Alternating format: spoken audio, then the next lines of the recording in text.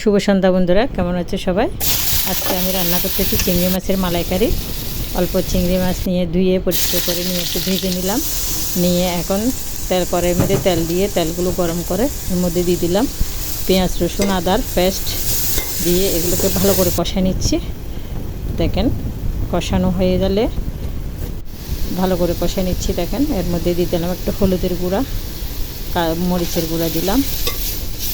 এরপর দিব আমি এই দেখেন একটু জিরার গুঁড়া দিয়ে দিলাম।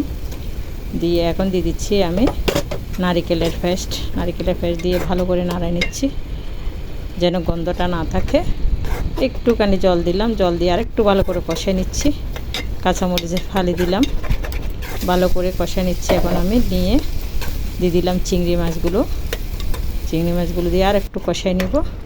নিয়ে এখন আমি একটু জল দিয়ে দিলাম। ভালো থাকবেন সব।